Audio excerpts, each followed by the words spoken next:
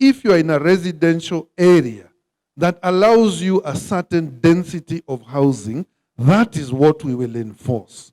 If it is in a residential area, you will not be cohabiting with factories because the factories have their area, right?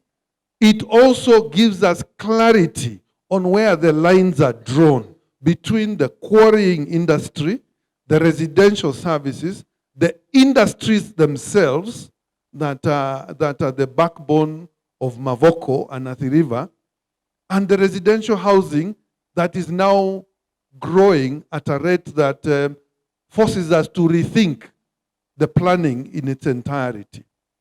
So if you take, for example, Great Wall from phase 1 to phase 5, 14,000 people. 14,000 people. That is bigger than probably some wards in Nairobi. And I just want to explain to you, this decision is not about party. It's not about ethnicity. It's not about whether my Kikamba is fluent or not fluent. It's really just about the future that we want to see as residents of Machakos County and as residents of Syokimau. That is it. There is nothing. I don't have a long story. I don't want to wow you. I have committed to the SRA that we will build the roads. We have costed the problem. For the road network alone, the problem is a 2.8 billion shilling project. That is just the road component with basic road furniture. You then add another 2 billion shillings for the sewer network. So you have another, your problem, and this is not just Syokimau. This is from Gateway Mall until the treatment plant in Athi River. All those roads. So the main arteries, Mwananchi, Kiungani, Community, Katani is already tarmacked, and then the link roads in between, including this Notre Dame link road, and all the link roads in between. That is 28 kilometers of road network that needs to be done. Now, under the metropolitan infrastructure development, you need a governor who is basically going to tell the national government that, hey, we've now signed this thing. It's been passed by our county assembly. I would like to see an allocation of 4 billion shillings in the next financial year. If you're not able to do it in one financial year, give it to us in 2 tranches. Allow us to start implementing this. And while we wait, my first executive action will be to appropriate funds in our supplementary budget to allow us to grade all your roads to motorable standards. And that we don't need anybody's permission for. We can do it as the county government as we await the implementing entities to come. And it's how it's been done elsewhere. The people in Kura, in Kera, are professionals. They understand the constraints that they are working with. They are implementing an extremely aggressive national road network project. So sometimes I empathize with them when they say they don't have resources for here. But resources are a question of lobbying and prioritization. So the total tarmac built in Machakos County over the last 5 years, all the new roads from 2016 to date can fit in Githunguri constituency, just to put it into perspective, so that you know what happens when you're unfortunate enough to be in a region that took itself to the opposition. And it's the nature of our politics. Everyone will say it is our right to development, we must get development, but the reality is the national cake is cut in accordance to whoever is in power at the time. And the rest is left to very aggressive lobbying and trading off. So for example, if I was the outgoing governor, I would not be rushing to lend my hand of support to the government if I was not receiving road infrastructure in return. Because those are the trade-offs you must give. And in the same breath, because I've come into this race without any sponsors, I don't need to pander to anybody's whims.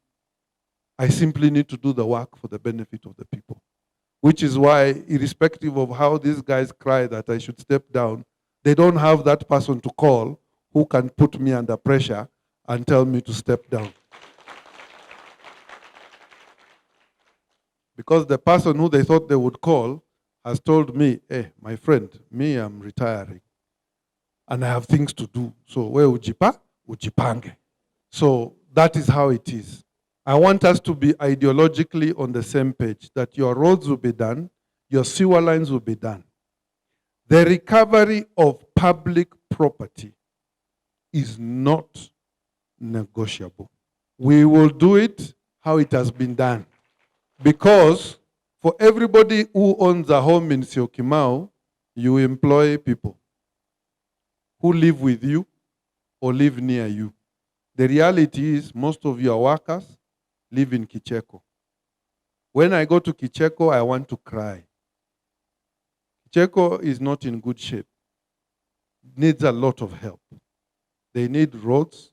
They have a river that goes right through their homes, and a river that is now intermingled with sewage. They do not have even one public facility, whether it's a dispensary, an ECD, or a school. So what happens? There are good Samaritans who have put up schools inside Kicheko, private schools for young boys and girls to go for ECD. Half of what you pay your house help goes to educating their children inside there. Now, there is a saying that goes, a rising tide carries all ships. What I do for Syokimau is not for the rich, it's not for the poor, it's for everybody, irrespective of where you fit in the food chain. Because if we don't fix Kicheko, you will not sleep at night. And if we don't fix your place, the Kicheko people will have no jobs. So this is a mutual, what they call guaranteed mutual destruction. If anyone suffers, the other one suffers automatically. Mutually assured destruction. But I want to promise you this.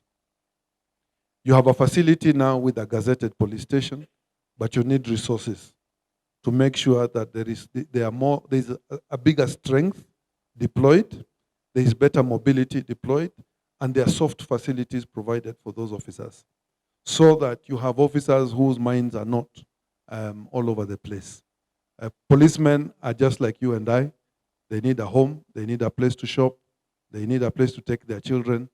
They move with their families in a lot of cases, and they also have difficult lives. When you put a police station, it's not just about having an OB desk. You must have the OB desk, you must have good cells, because any one of you could be in those cells. So you need clean cells. It's good. I'm just speaking the truth. And you never know what might take you there. It's always good to have a clean police station near you. And that is what we must aspire to. And because the residents are so committed to the welfare, I think this will be one of the easiest things to deliver. You have a property where you have a community health facility that is in need of investment, completion. Chairman, I want to guarantee you this. The initial plan was to give you a nice dispensary, which we shall give you, a health center with all the attendant services, clinical officers, nurse, and a medic. But what Mavoko needs is a referral hospital. And our plan is to take the Athi River level 4, complete what is there, and adjacent to it, put up a new level 6 hospital for our county. And a level 6 hospital that allows us to domesticate our healthcare within the county. Rather than exporting money into Kenyatta, into Mama Lucy, into Mbagathi, I want our people to be treated and to find good quality treatment in Machakos. In fact, the problem I want to have is I want people to come from outside to be treated because they know we have good quality healthcare. And that does not take a lot. It just takes good management and good administration. You have factories that are breaching the law. They start operating at night and they start fumigating you. Now, these are the easiest people to bring into compliance because they are businessmen and they want to do business. All they need to be told is to do business the correct way. But because we've had an administration that is so weak ethically, so easy to compromise, the businessmen don't see the need to comply with the law because they'll come and they'll give some, in Tanzania wanaita vijisenti, give some small cash and people ignore. But what does it mean for you? It means you're doing fundraising to get somebody out of Texas hospital, cancer treatment. It means you are doing fundraising because you have people with ailments that are not explicable because of toxic waste being dumped every night, consistently into your environment. We will deal with the factories without closing them, but we will just force them to follow the law as it is. Other jurisdictions, other countries, factories and residents live side by side. If you don't have the right equipment, go buy it if you want to continue doing this business. And that is how we will operate. If you're in the quarrying business, these days you don't need to use grenades to quarry. You know, there are more sophisticated tools that don't involve breaking the foundations of houses all the way from Syokimau until Kenani. And it's true, many people have built homes where they wake up in the morning and your staircase has moved because somebody is using unregulated explosives to do mining. And this is our reality because one of the biggest resources this county has is the resource that is sitting in Katani right now, which is quarrying. That actually is what was the calculation? It's a 300 million shilling revenue to the county a month. But they collect 10 million only. You know, they might be here. But I want to tell you this. Even as we speak, there is an offer on the table from one of the biggest quarrying guys to do your road from Gateway until Katani Road. Because the guy is like, look, I'm replacing my lorries at a rate that I cannot afford. Allow me to do this thing and waive my rates for 6 months. And I'm like, food for thought. It's food for thought. It is food for thought. Because those rates have not been collected by the county anyway. They have been gone to individuals. Let me tell the guy, you don't pay. Fix the road. We get permission from the implementing agency at the ministry. Tengeneza barabara. And we waive your rates. Because ultimately what we want is our people to live a decent lives. Now, if I make you happy within the first 24 months of our term, you leave me to now really go and deal with the real problems in Machakos. Isn't it? Because they say all politics is local, and our situation here is contextualized, and we are dealing with the issues of Syokimau. But the reality is that Syokimau, even today, carries 3/4 of Machakos on its back. And I need that help. So I need to make your life very good. I need you to enjoy living in Machakos. I need you to enjoy coming home every day. I need your children to be able to walk and see their friends 1 kilometer away without worrying about coming home before 6. I want them to be able to play football in a kiwanja that is safe. I want your people to wake up in the morning and go to a health center near them, where they will pay under cost share 100 bob to be seen by a doctor, not a quack, not somebody sitting somewhere who's going to finish them and fleece them.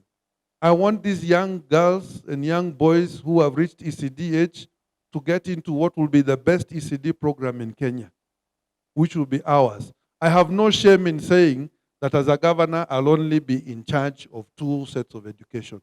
One will be kindergarten, and 2 will be polytechnic. For me, I think those are the 2 most important elements of education. Because if I give these children a healthy and good foundation, the government takes care of them through primary school, through secondary school. When they finish Form 4, you've seen only 144,000 of university qualifying Form 4s will make it into universities. This is public and private.